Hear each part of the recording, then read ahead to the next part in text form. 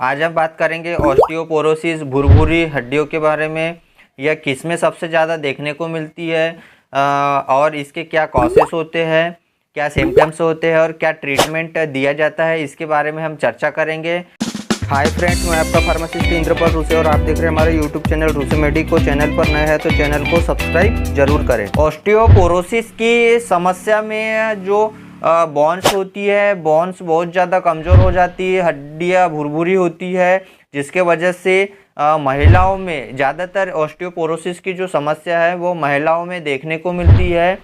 इसमें जो होता है बहुत ज़्यादा पेन होता है, हड्डियों में क्रैक्स और भुरभुरी और कमज़ोर हड्डियाँ हो जाती है, जिसके वजह से महिलाओं को बहुत ज़्यादा तकलीफ़ों का सामना करना पड़ता है। ऑस्टियोपोरोसिस तब होता है जब टोटल बोन मास समाप्त हो जाता है, ख़त्म हो जाता है, जिससे जो हड्डी होती है, जो बोन्स होता है वो भुरभुरी और कमज़ोर हो जाती है। यह जो डिसीज़ है, बीमारी है, अधिकतर महिलाओं में मेनोपॉज़ के बाद होती है। इसमें टी स्कोर 2.5 के बराबर या इससे बहुत कम हो जाता है, जिससे हमें ऑस्टियोपोरोसिस हो जाता है। महिलाओं में सबसे ज़्यादा देखने को मिलती है ऑस्टियोपोरोसिस। इसमें महिलाओं को कमर में बहुत ज़्यादा पेन रहता है, घुटनों में दर्द रहता है, स्पाइनल जो होते हैं वहाँ उसकी जो हड्डियाँ होती है वो बहुत ज़्यादा भुरभुरी और कमज़ोर हो जाती है, जिस वजह से महिलाओं को ऑस्टियोपोरोसिस का सामना करना पड़ता है। अब इसके कॉजेस और कारण की बात कर लेते हैं कि ये ऑस्टियोपोरोसिस क्यों होता है। तो माल एब्जॉर्प्शन ऑफ कैल्शियम, मतलब कैल्शियम का जो कमी होती है, जो अवशोषण होता है वह बहुत ज़्यादा कम होता है शरीर में, जिसके वजह से ऑस्टियोपोरोसिस देखने को मिलता है। कैल्शियम एंड फास्फोरस का बैलेंस बिगड़ना, इन दोनों अगर बैलेंस में नहीं रहेंगे, अनबैलेंस हो जाएंगे, इस कारण भी ऑस्टियोपोरोसिस हो जाता है।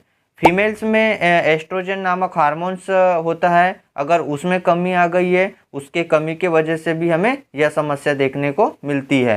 एक्सरसाइज नहीं कर रहे हैं, बस खा रहे हैं और बैठे रह रहे हैं, तो इस वजह से भी ऑस्टियोपोरोसिस की समस्या हो सकती है। विटामिन डी की कमी, जो कैल्शियम एब्जॉर्प्शन होने के लिए बहुत ज़्यादा ज़रूरी होती है, तो विटामिन डी की कमी के वजह से भी यह समस्या देखने को मिलती है। अगर विटामिन डी अवेलेबल होगा तो कैल्शियम का जो एब्जॉर्प्शन होगा वो अच्छा होगा, तो यह अच्छा होगा तो ऑस्टियोपोरोसिस की समस्या हमें नहीं होगी। पर विटामिन डी कम रहता है, इस वजह से कैल्शियम का एब्जॉर्प्शन ठीक से नहीं हो पाता, इस वजह से हमें ऑस्टियोपोरोसिस की समस्या देखने को मिलती है। अब हम इसके साइन और सिम्टम्स, लक्षण की बात कर लेते हैं कि हम कैसे जानें कि हमें ऑस्टियोपोरोसिस हुआ है। तो बोन का आसानी से टूटना, अगर कुछ भी लगता है हड्डी पर तो वो आसानी से टूट जाती है, थोड़ा सा भी झटका सहन नहीं कर पाती, इससे भी आप पता लगा सकते हैं कि हमें ऑस्टियोपोरोसिस हुआ है। बोन्स के आसपास पेन होना, हड्डी के आसपास दर्द होना, दर्द महसूस होना,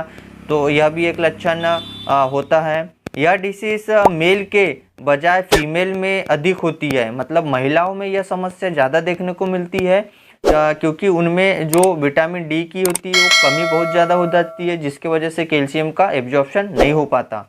यह जो समस्या है 40 वर्ष की उम्र के बाद अधिकतर होता है और ज़्यादातर मेनोपॉज जो होता है महिलाओं को, उसके बाद यह समस्या देखने को मिलती है। अब इसके कुछ इंट्रक्शन की बात कर लेते हैं कि हमें भोजन में क्या लेना चाहिए और क्या नहीं लेना चाहिए। तो हमें हमेशा जो डाइट होती है, जो प्रॉपर रेगुलर की डाइट है, उसमें मिनरल्स रिच भोजन करना चाहिए, जैसे कैल्शियम जिसमें अवेलेबल हो, magnesium, phosphorus, copper, fluorine, vitamin C, B12, D, E और जिंक आदि से भरपूर का भोजन करना चाहिए। इसके अलावा डाइट में जो खाने में प्रोटीन की मात्रा आपको बढ़ानी चाहिए, इससे भी ऑस्टियोपोरोसिस की जो समस्या है वो काफ़ी हद तक कम होती है। अब हम इसके ट्रीटमेंट और इलाज की बात कर लेते हैं कि ऑस्टियोपोरोसिस होने के बाद हम इसको कैसे ठीक कर सकते हैं और कौन सी मेडिसिन यूज़ करना होता है। तो टैबलेट सेल्काल HD, इस टैबलेट का उपयोग पेशेंट को रोज़ाना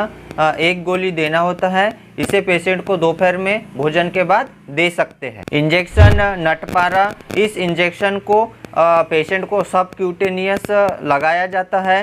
इस इंजेक्शन का लगाने का उद्देश्य मात्र जो बॉडी में कैल्शियम का जो बैलेंस है उसको मेंटेन करने के लिए इस इंजेक्शन को लगाया जाता है। इसके अलावा पेशेंट को टैबलेट मेगान्यूरॉन ओडी इसे पेशेंट को रात भोजन के बाद देना होता है।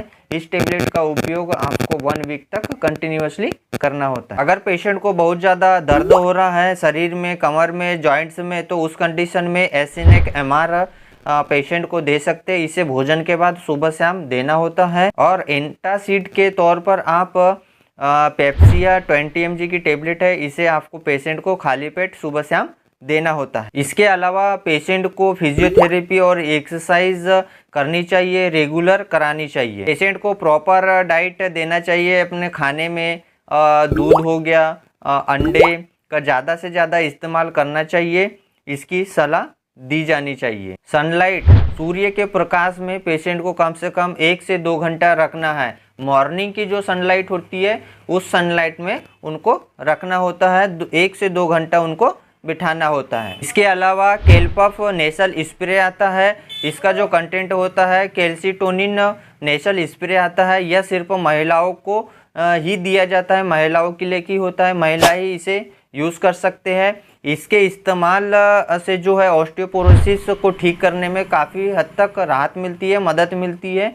तो इस स्प्रे को करना नेसेसरी होता है। यदि चैनल पर नए हैं तो चैनल को सब्सक्राइब करना ना भूलें, साथ ही बेल आइकन दबाएं ताकि हमारे नए वीडियो आप तक पहुंच सके। वीडियो अच्छा लगा तो वीडियो को लाइक करें, शेयर करें, कमेंट करें। कमेंट में आप अपने डाउट पूछ सकते हैं। थैंक यू, मिलते हैं नेक्स्ट वीडियो में।